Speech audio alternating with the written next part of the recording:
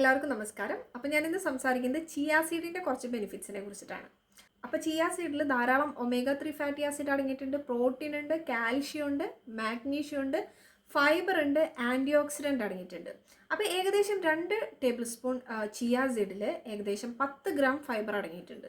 അത് നമുക്ക് daily requirements 30 to 40% നമുക്ക് ഈ 2 ടേബിൾ സ്പൂണിൽ നിന്ന് നമ്മുടെ ഡെയിലി റിക്വയർമെൻറ്റ്സ് മീറ്റ് ചെയ്യുന്നുണ്ട്. അതുമാത്രമല്ല, ഇതിൽ ധാരാളം ഫൈബർ ഉള്ള കാരണം നമ്മുടെ ഗട്ട് ഹെൽത്ത് പ്രൊമോട്ട് ചെയ്യും. നമ്മുടെ ഗട്ടിലെ നല്ല ബാക്ടീരിയനെ ഫീഡ് ചെയ്യാനായിട്ട് ഇത് സഹായിക്കും. ഫൈബർ ധാരാളം അടങ്ങുന്ന കാരണം സ്ലോ ഡൈജഷനാണ്.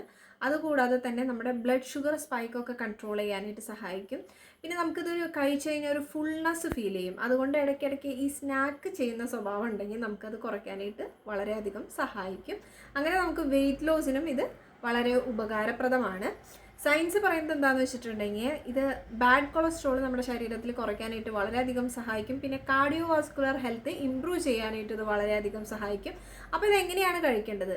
നമ്മൾ 2 ടേബിൾ സ്പൂൺ ചിയാസിഡ് എടുക്കുക. അത് വാട്ടറിലോ മിൽക്കിലോ യോഗട്ടിലോ നിങ്ങൾക്ക് സോക്ക് ചെയ്ത് അറ്റ്ലീസ്റ്റ് ഒരു മിനിമം ഒരു 15 മിനിറ്റെങ്കിലും വെക്കണം. ഞാൻ പ്രിഫർ ചെയ്യുന്നത് എന്താണെന്ന് വെച്ചിട്ടുണ്ടെങ്കിൽ തലേ ദിവസം നമ്മൾ ഫ്രിഡ്ജിൽ വാട്ടറിലോ മിൽക്കിലോ യോഗട്ടിലോ നമുക്ക് സോക്ക് ചെയ്ത് വെക്കാവുന്നതാണ്. എന്നിട്ട് പിറ്റേ ദിവസം നമുക്ക് ബ്രേക്ക്ഫാസ്റ്റിൻ്റെ കൂടെ ഇത് ആഡ് ചെയ്ത് കഴിക്കാവുന്നതാണ്.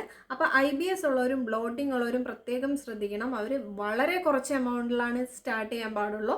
അപ്പോൾ നിങ്ങൾക്ക് ഈ വീഡിയോ ഇഷ്ടപ്പെട്ടെങ്കിൽ നിങ്ങളുടെ ഫാമിലിക്കും ഫ്രണ്ട്സിനും എല്ലാവർക്കും ഷെയർ ചെയ്യണം. അപ്പോൾ നെക്സ്റ്റ് വീഡിയോ വരുന്നവരെ stay tune, stay healthy, by.